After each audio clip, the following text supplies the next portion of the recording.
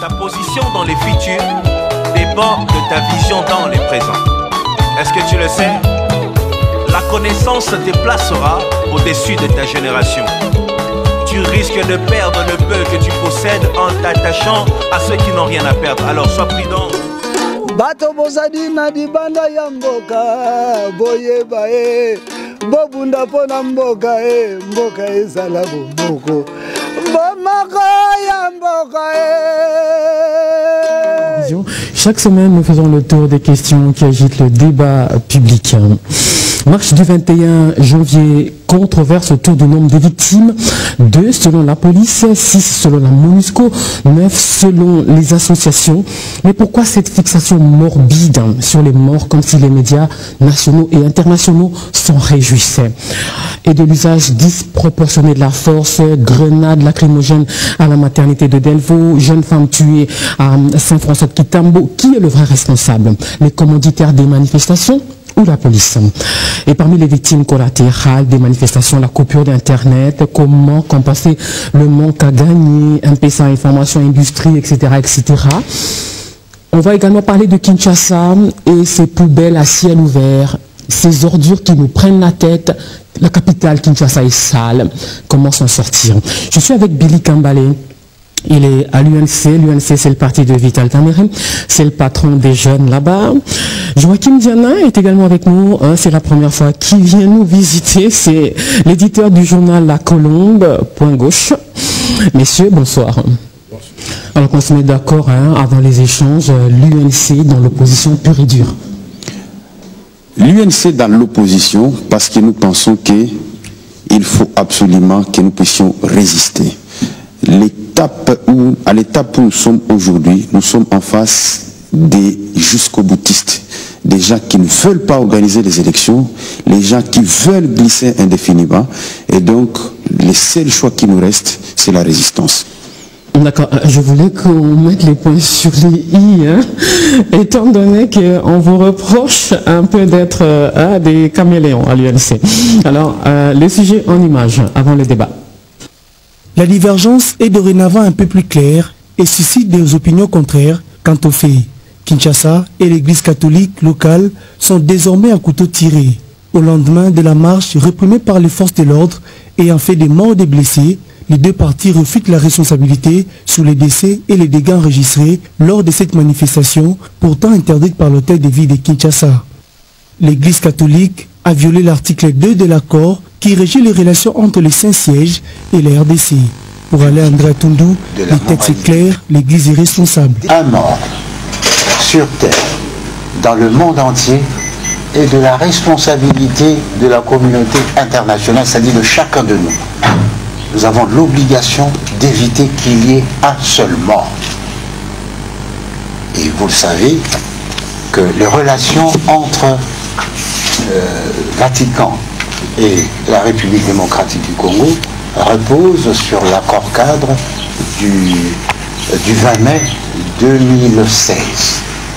Et là, un des éléments fondamentaux, c'est que l'article 2 détermine les lieux de culte et organise la façon dont le culte doit s'exercer. Et l'article 8 détermine la responsabilité des prêtres en cas où ils étaient amenés à poser des actes contraires à l'ordre public. Réagissant à cette déclaration de la majorité présidentielle, l'archevêque de Kinshasa refuse toute responsabilité et condamne la répression policière à l'intention des manifestants. Comment peut-on tuer des hommes, des femmes, des enfants, des jeunes et vieux, scandant cantiques religieux, munis des Bibles, chapelets, crucifix? Que veut-on au juste? Le pouvoir pour le pouvoir, ou bien le pouvoir pour le développement intégral du peuple dans la paix, la justice et la vérité? Le peuple congolais voudrait que la paix règne entre les deux partis pour que la tenue du 3e scrutin électoral, seule voie royale pour éviter la crise au pays, soit respectée. Outre août 2015. Après plusieurs années, l'Union européenne abdique de gérer l'évacuation des immondices dans la ville de Kinshasa. Le projet d'appui à la réhabilitation et à l'assainissement de la ville Paro, financé par l'Union européenne, arrive à terme après 6 ans d'exécution. Avec 140 agents régulièrement payés, ce projet exécuté dans 9 communes traite 11 000 mètres cubes d'ordures par semaine, réduisant ainsi plusieurs maladies d'origine hydrique. C'est désormais l'hôtel de ville de Kinshasa qui s'occupera de l'évacuation des ordures à travers la ville. La ville prend alors ses responsabilités et compte s'en servir de l'expérience de Paro pour pérenniser l'action. 2 ans après, c'est une ville de Kinshasa complètement débordée d'immondices. Les grandes artères sont remplies d'ordures, les stations d'épuration et les décharges publiques laissées par l'Union européenne sont devenues une montagne d'immondices, polluant nuit et jour l'atmosphère. Une situation à graves conséquences sur l'environnement et la santé. Avril 2017. Le coup de grâce de l'exécutif national, le gouvernement dote la régie d'assainissement et travaux publics de Kinshasa de 40 camions. Kinshasa veut en finir avec les immondices. Le chef de l'État a réagi à leur doléance pour l'évacuation dans toutes les stations. On doit évacuer 2 fois par semaine. Mais l'action du gouverneur n'est qu'un feu de paille. Quelques mois après, le chaos s'installe. Les camions d'évacuation des stations d'épuration sont à peine perceptibles. Les immondices envahissent davantage la ville et cohabitent avec la population. Kinshasa est dans les viseurs des tabloïds du monde entier. L'insalubrité accrue de la capitale congolaise fera la une de la presse tant nationale qu'internationale. À la RTPK, les ouvriers endurent 24 mois d'impayement depuis le départ du projet Paro. On ne comprend pas, que ferons-nous avec cet tas d'immondices? L'État veut nous amener à la mort. Nous cohabitons chaque jour avec ces tas d'immondices et ces décharges. À chaque fois nous tombons malades, c'est la fièvre typhoïde. Certains d'entre nous ont même été atteints par le choléra. Il faudra, selon le gouverneur, 12 millions de dollars par mois pour assainir la ville, contrairement à 1 million de dollars que déboursait l'Union européenne avec le projet Paro, montant colossal qu'il espérait financer à travers des nouvelles taxes aux particuliers et aux entreprises. Alors, première question sur cette controverse du nombre des victimes, 9 selon la police, 6 selon MONUSCO, 9 selon les associations. Il y a une sorte de fixation des médias que nous sommes sur ces décomptes macabres, comme si on se réjouissait. Pas seulement les médias, les politiques aussi ont l'air de s'en réjouir. Lili Kambale. D'abord, d'entrée de jeu, je voudrais profiter de votre micro pour rendre hommage à l'un des nôtres qui a perdu la vie, lâchement abattu lors de ces manifestations, M. Ngandou Hussein, qui est notre responsable d'une section à Lemba. Et nous lui rendons hommage et nous lui disons, héros, tu es tombé, mais ton sang sera vengé un jour. Et ce pays pour lequel tu t'es battu et tu as donné de ton sang sera un jour libéré, parce que nous qui sommes restés, nous allons nous battre pour mettre dehors cette dictature qui est en train de s'installer dans notre pays. Alors cette controverse, justement, ce sont justement les bourreaux qui créent la controverse, parce qu'ils ont volé les corps. Après avoir tué le peuple congolais, ils ont volé les corps, ils ont voulu faire disparaître les corps. Mais comme les criminels, ils ne savent pas qu'aujourd'hui, à l'ère des réseaux sociaux, à chaque fois qu'ils tuaient, le peuple était là pour surveiller. Et vous avez vu vous-même, aujourd'hui, quand ils ont rétabli les réseaux sociaux, je crois que 11 victimes, c'est encore peu. Nous allons encore en découvrir autant. On nous a parlé juste à la morgue où notre frère Ngandou a été déposé. On a trouvé 11 corps, déjà dans une seule morgue. Et tous victimes de la barbarie. La police prenait les gens et on venait les jeter comme si c'était des poissons qu'on jetait quelque part. Et nous disons, nous condamnons cette manière de faire et nous disons au régime que nous allons résister.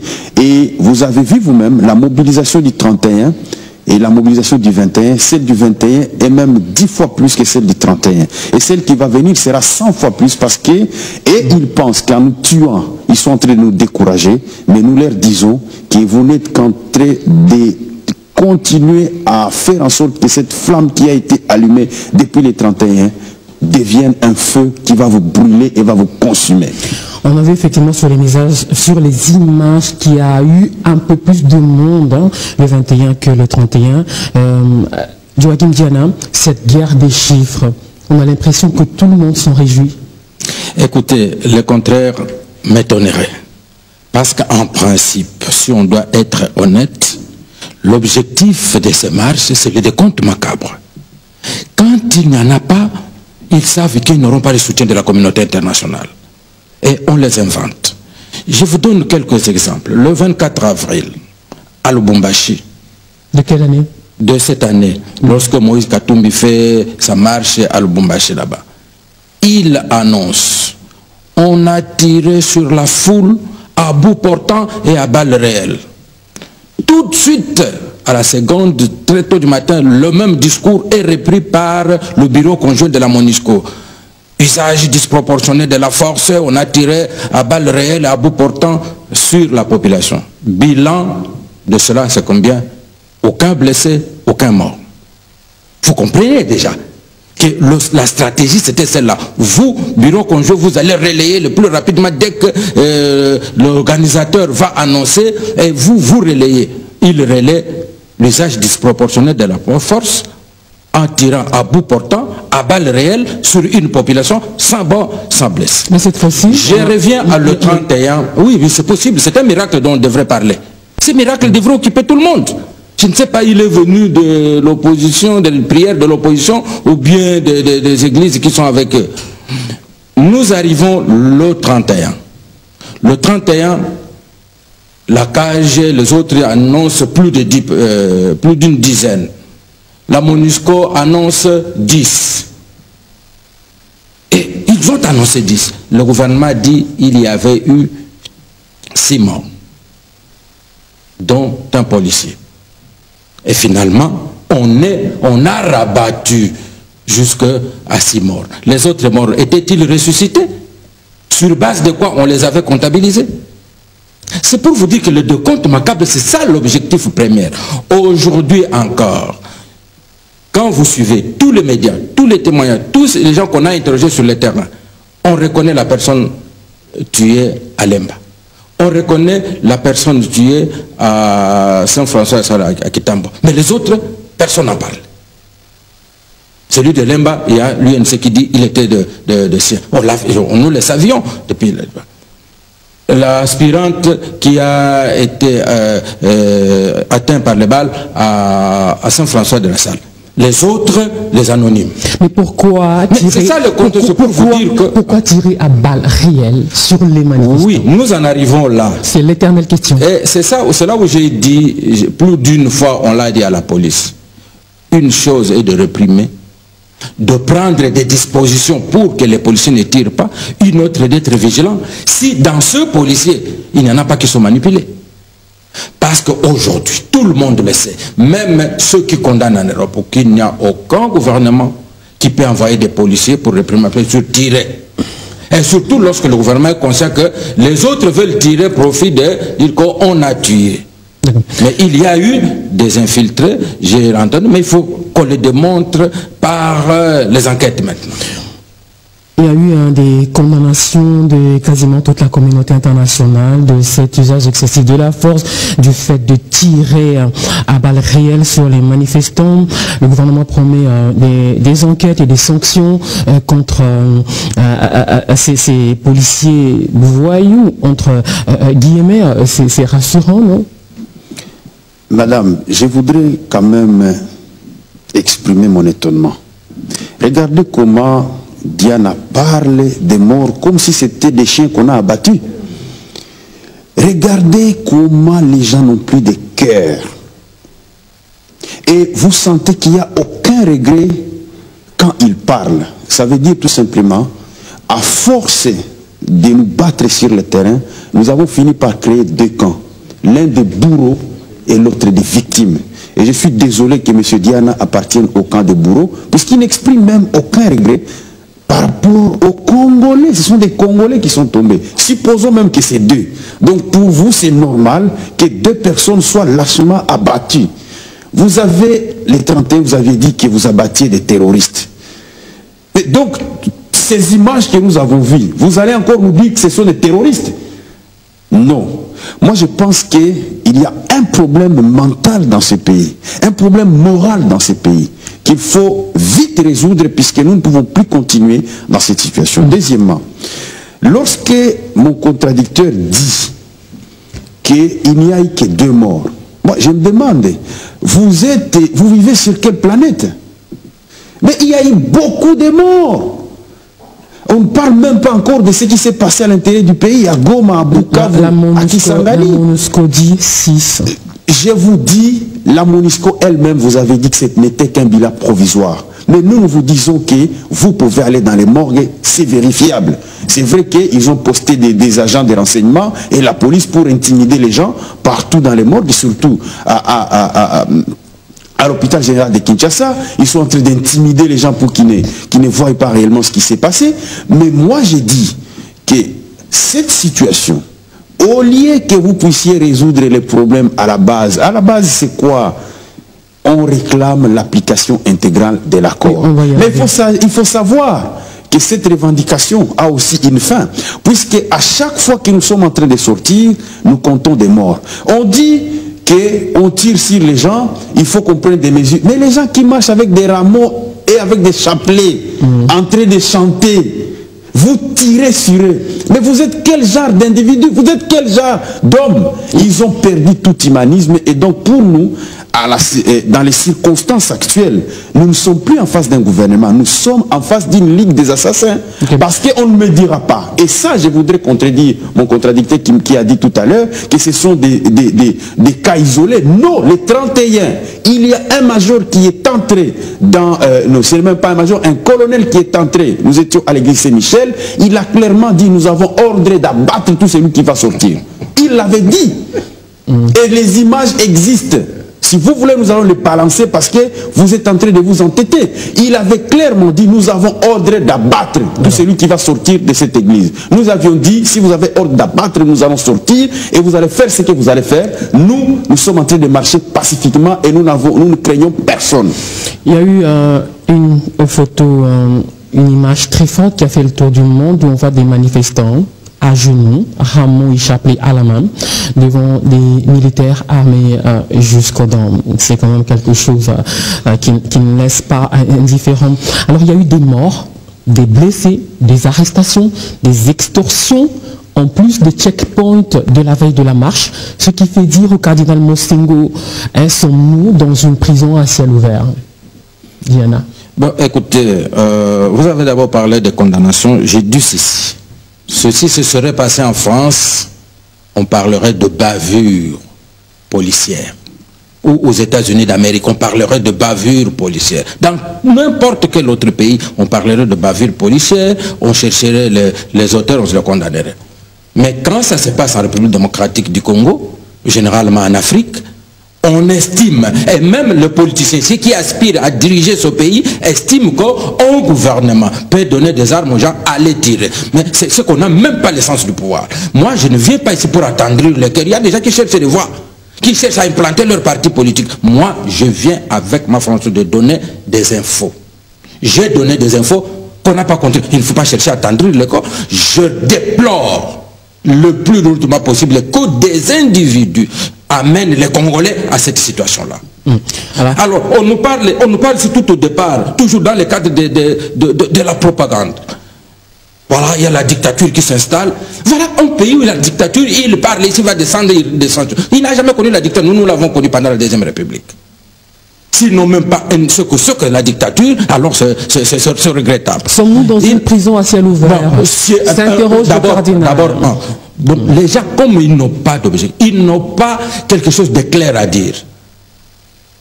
Une prison à ciel ouvert. Une prison à ciel ouvert où on tuerait. Cette prison existe où on tirerait sur les gens. Quand nous étions dans une prison à ciel ouvert, Maloula n'est pas resté ici. Il a quitté le pays, il est allé à Rome. Mais lui, il peut être là, déplorer, et faire tout ce qu'il fait, même jusqu'à ne pas payer les taxes. Mais il est là. Il n'a aucune action. Je vous dis, l'archidiocèse doit à l'État congolais plus de 46 millions de dollars. des taxes impayées. Et il est là. J'ai des documents authentiques ici tirés hier de finances. Tout cela, il est tranquille, personne ne le traque si nous sommes dans une dictature à ciel ouvert. C'est depuis combien de temps qu'il ne paye pas les taxes? Depuis 2013. Depuis 2013. 2013, 2014, et là, le relevé seulement pour ces années-là. Lorsque vous citez de 2014 jusqu'aujourd'hui, impayé, si on refait des totales. Et là, voilà l'excellence. Ça fait 5 ans que ça voilà de bons citoyens. Voilà la gouvernance qu'on cherche. Et on demande qu'il y ait des policiers pour sécuriser, alors qu'on ne paye pas les taxes qu'on doit à l'État. J'ai des documents authentiques. Je mets, à quiconque veut le vérifier, le vérifie.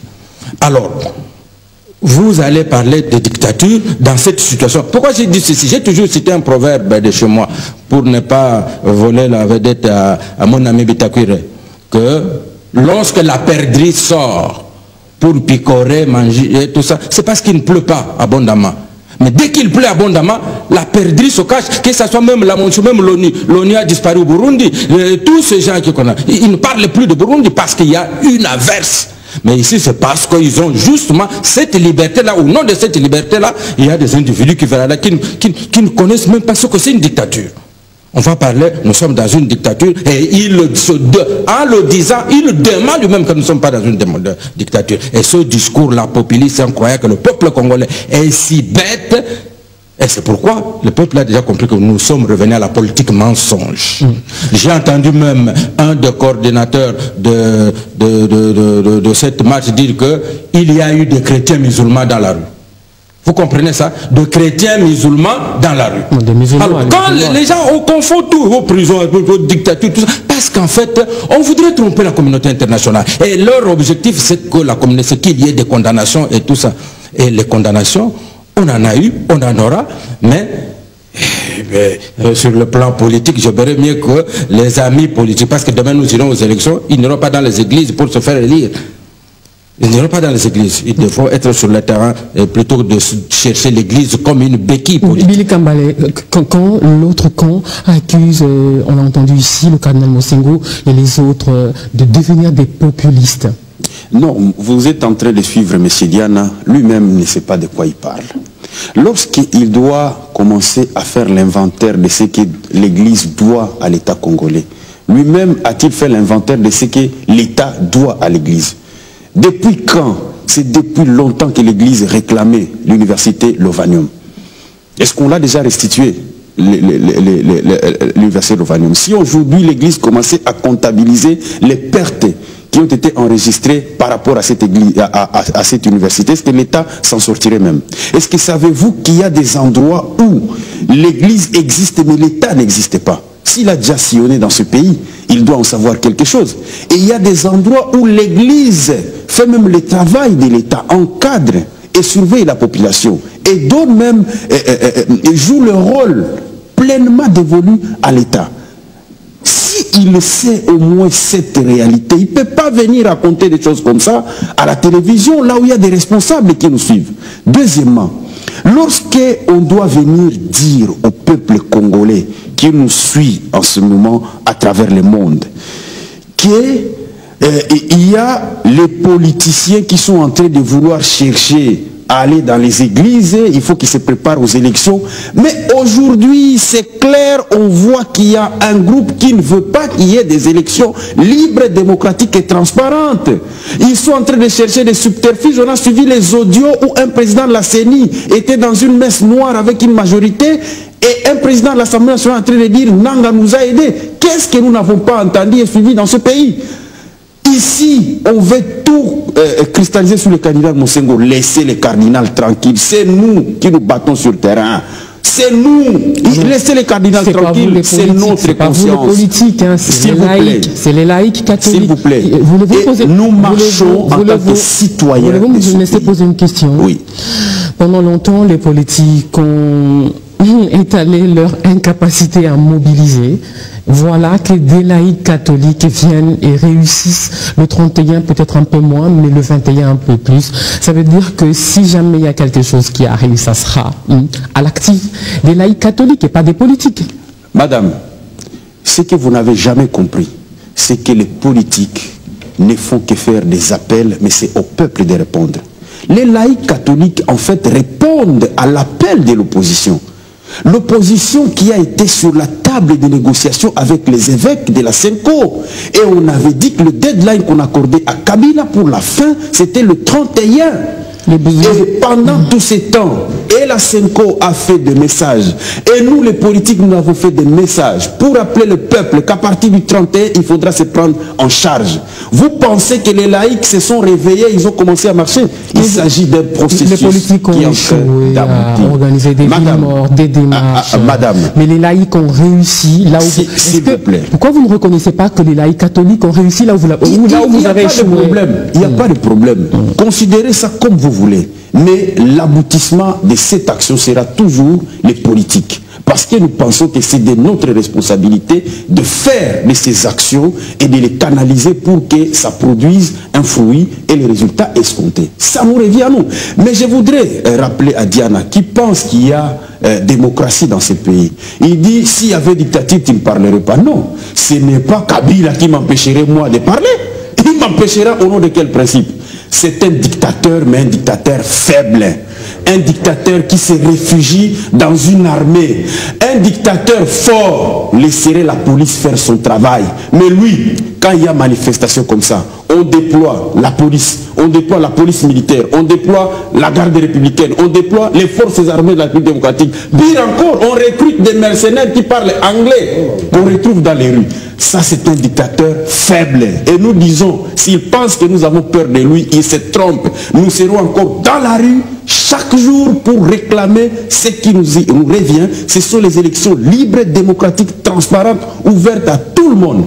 Il dit qu'il y a démocratie dans ce pays. Est-ce que dans une démocratie, on peut parler de prisonniers d'opinion et de prisonniers politiques? Nous avons signé un accord où la majorité elle-même a reconnu des prisonniers politiques et d'opinion. Nous avons signé un accord où le pouvoir lui-même a reconnu des exilés politiques. Est-ce que dans une démocratie, il peut y avoir des exilés? Est-ce que dans une démocratie, il peut y avoir des prisonniers politiques et d'opinion? Est-ce que dans une démocratie, on peut tirer à balles réelles sur des manifestants pacifiques qui ne font que chanter et qui portent des chapelets et des bibles? Non, ça c'est une dictature, mais une dictature faible que nous allons bientôt débouter. L'usage disproportionné de la force, grenade lacrymogène à la maternité de Delvaux, cette jeune femme aspirante religieuse tuée à Saint-François-Kitambo, qui est le vrai responsable? Les commanditaires de la marche ou la police?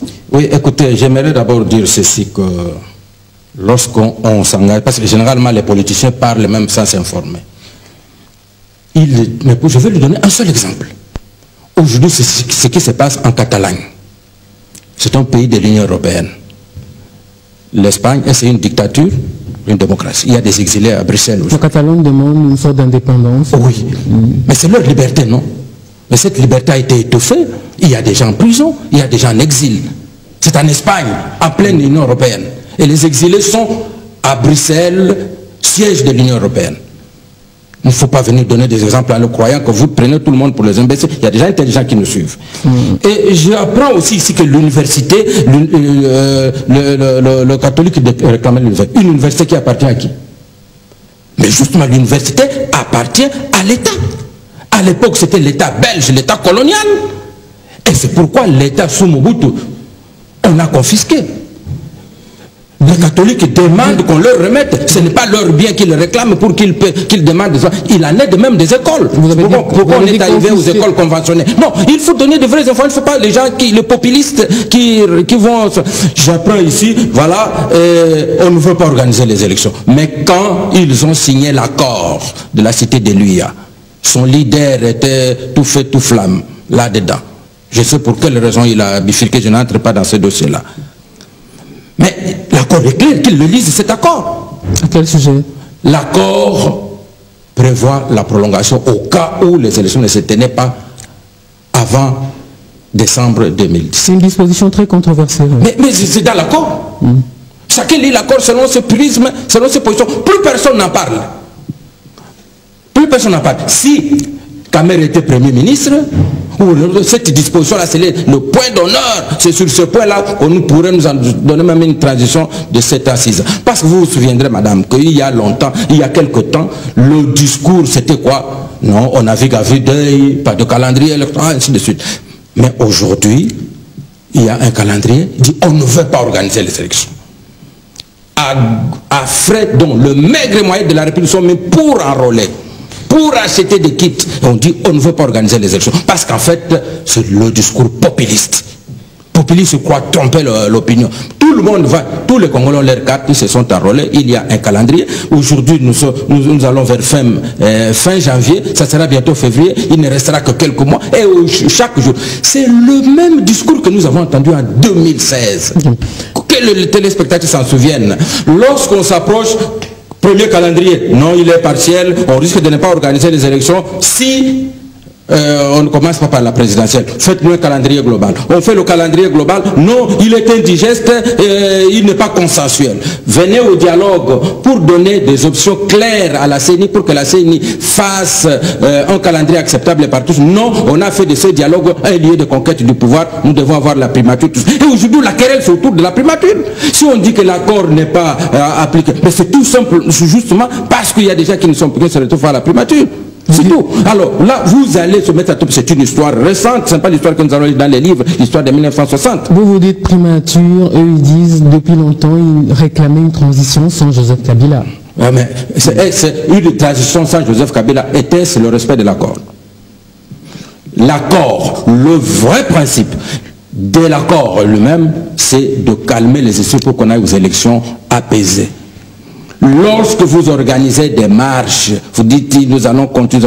Est-ce que vous respectez l'accord? Est-ce que vous apaisez le climat pour qu'on aille aux élections? Tout simplement, les gens sont en train de chercher à faire force. Ça, c'est la vérité. Ils ne vont pas le dire clairement parce qu'ils veulent tromper la pauvre. Ils veulent faire pression pour qu'il y ait un autre dialogue, qu'ils se retrouvent aux affaires avant d'aller aux élections. Ça, c'est clair et net. Le CLC annonce d'autres actions pour les prochaines semaines. Tout à fait. Billy Kambale. Madame, laissez-moi, avant de répondre, rétorquer sur ce qu'il a dit. Il dit que tout ce qui se passe, c'est pour que les gens se retrouvent au gouvernement. Mais Diana, qui peut encore rêver d'être au gouvernement piloté par Kabila aujourd'hui? Un président de la République incapable de résoudre le moindre problème qui se pose au pays. Un premier ministre qui s'est fait guider par les directeurs de cabinet d'un chef de l'État. Lorsqu'un ministre, avec un ordre de mission dûment signé par le Premier ministre, est arrêté à l'aéroport, il faut chercher le quitus du directeur de cabinet du chef de l'État. Qui peut rêver d'appartenir encore à un tel gouvernement? Non, arrêtez de tromper les gens. Nous avions dit que ici, l'application de l'accord pour nous, c'était des mesures de décrispation. On ne peut pas aller à des élections lorsqu'on n'a pas le droit de manifester, on n'a pas le droit de tenir des meetings, on n'a pas le droit de se promener dans ce pays sans problème, on n'a pas le droit, il y a déjà des détenus d'opinion, il y a des exilés politiques. Tout ce qu'on vous demande est que toutes ces personnes recouvrent leur liberté telle que prescrite dans l'accord. Il y a des personnes citées dans l'accord.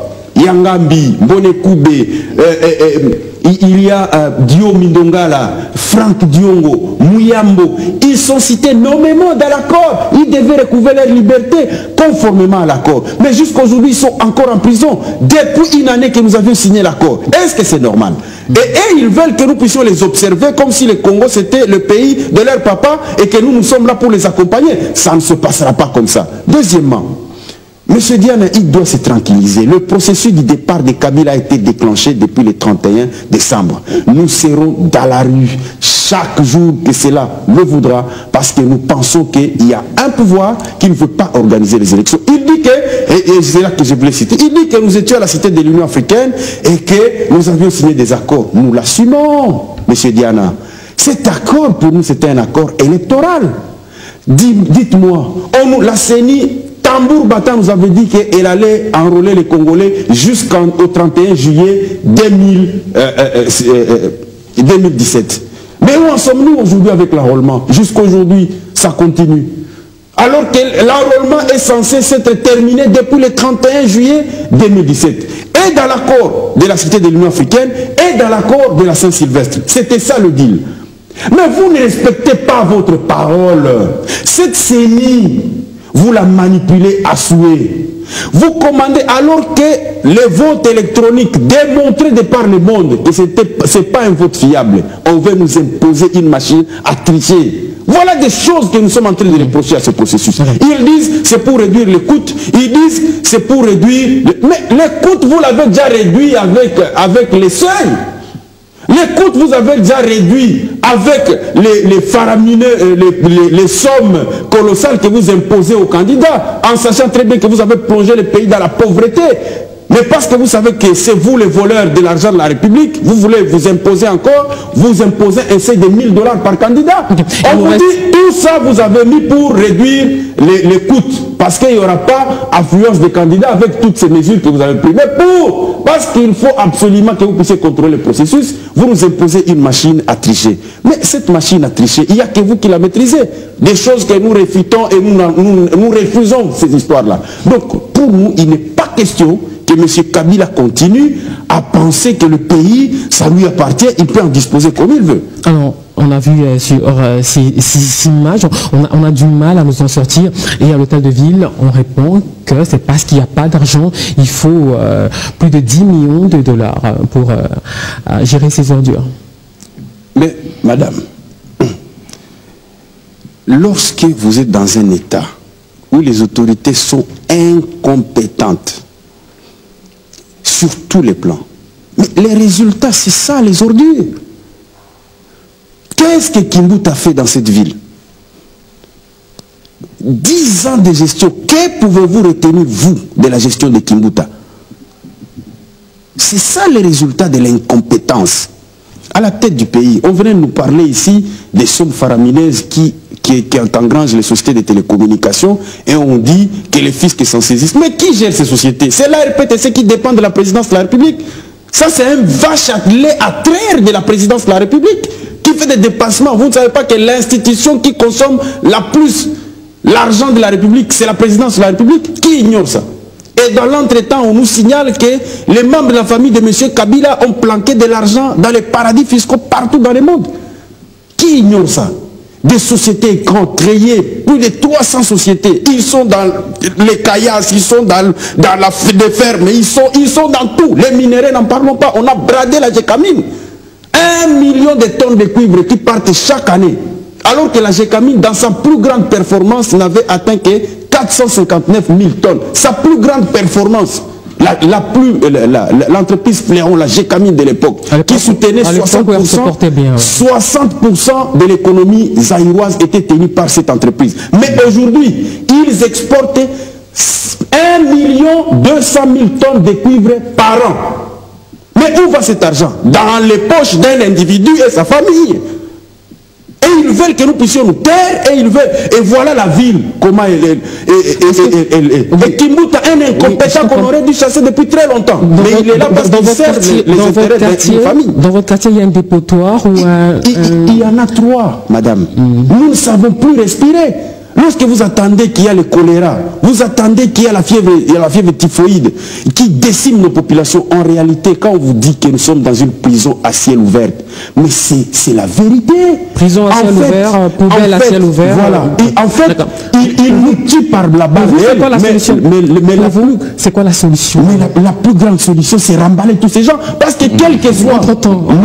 Mais dans l'entretemps, madame, ces gens, ils les font sciemment. Ils ont une mission d'exterminer tout un peuple. Vous voulez qu'on vous le dise dans quelle langue? Bon, en attendant, on vit les pieds dans les ordures. C'est ce que j'ai dit et la population doit se réveiller. Puisque Kimbuta, tu vas lui dire quoi? À chaque fois que vous, les journalistes, vous lui posez des questions, je n'ai pas de moyens. Mais monsieur, vous faites quoi là-bas maintenant? Mais il faut partir. La DGRK qu'on a instaurée ici, vous savez, madame, on ne le dit pas assez, hein, mais nous allons faire les comptes pour démontrer les crimes économiques. L'industrie congolaise est principalement à Lubumbashi, au Bas-Congo et à Kinshasa. La DGRK, je vais vous donner un exemple. Goma. À Goma, on a instauré juste un petit taxe pour percevoir un peu d'argent sur les litres, les mètres cubes de carburant importés par les opérateurs économiques. Vous savez qu'aujourd'hui, presque la totalité de la ville est asphaltée. Dans l'entretemps, le triple de cette taxe est perçu par Kimbuta. Le triple. Le gouverneur de la province du Nord Kivu vient d'asphalter pratiquement toute la moitié, encore que c'est parce que les opérateurs économiques au Nord Kivu, puisque c'est aussi un autre voleur, les opérateurs économiques eux-mêmes gèrent cet argent. Voilà, la ville est asphaltée. Mais ici, Kimbuta perçoit le triple de ce que l'autre Nord Kivu perçoit. Mais Kimbuta, lui, c'est l'argent pour donner à Zaïko et pour être dans les boîtes de nuit chaque jour. Et nous disons, est-ce que ce sont ces genres d'individus qu'il faut laisser à la tête du pays? Mais nous disons, il ne faut pas se tromper. Parce que Kimbuta est dans un schéma et c'est son chef direct qui lui donne, puisque Jeune Afrique nous a dit qu'il appartient aux 6 personnes les plus influentes d'Israël. Moi, j'ai dit, il faut faire très attention.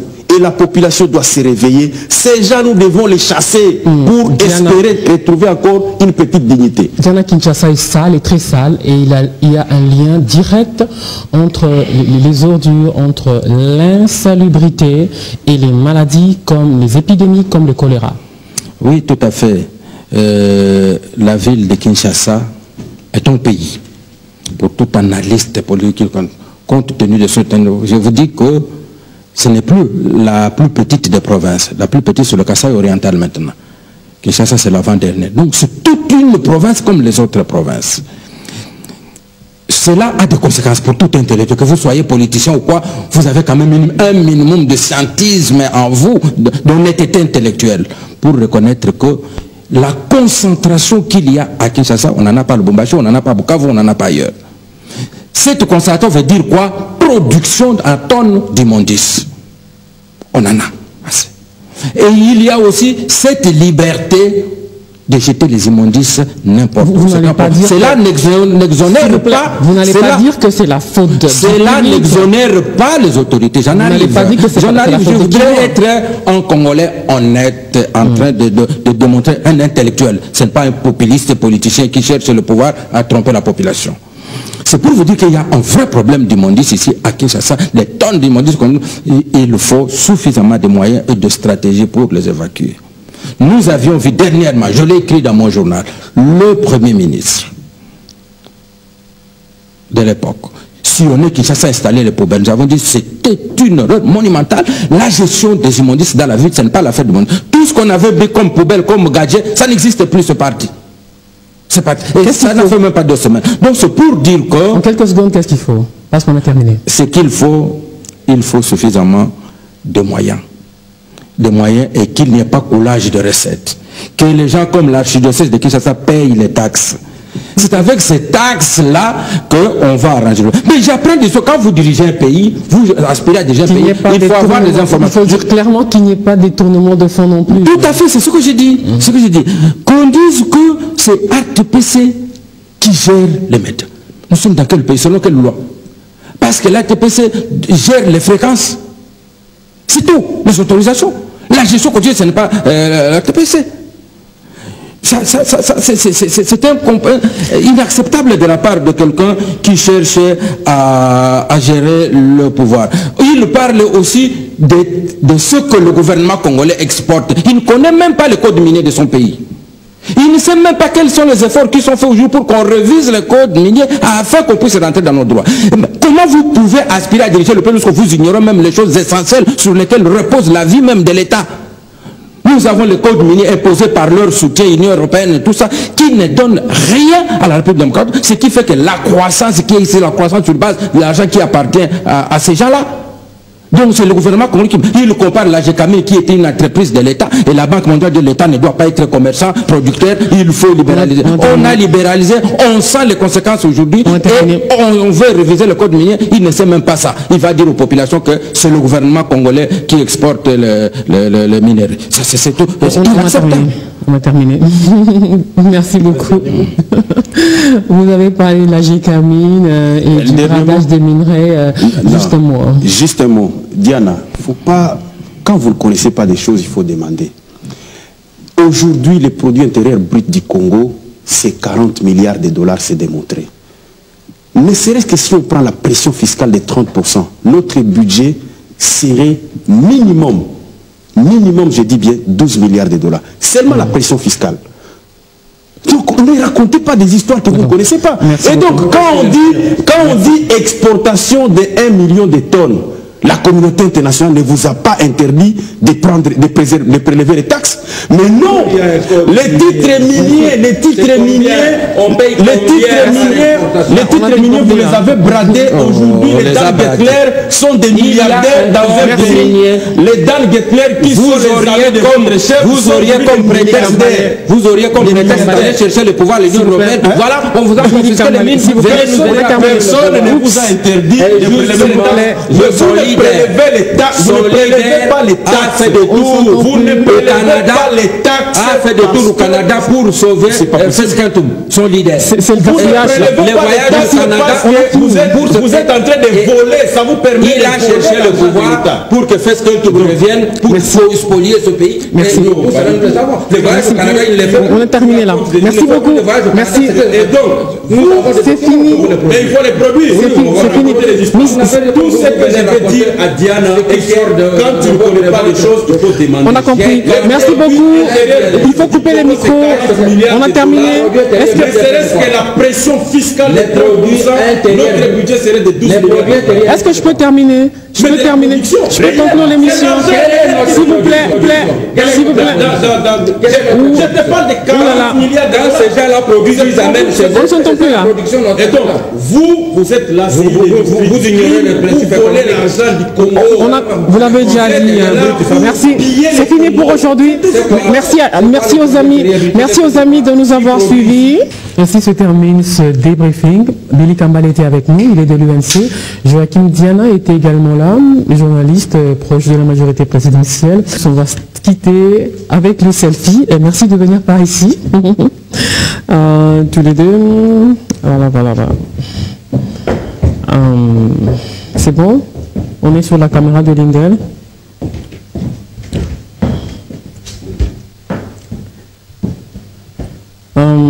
Dessus, comme ça. Merci de regarder par là. Merci de regarder plutôt le téléphone, Diana. Merci beaucoup.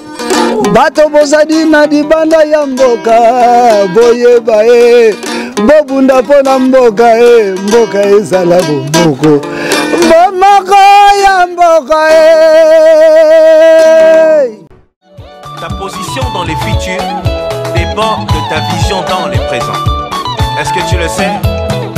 La connaissance te placera au-dessus de ta génération.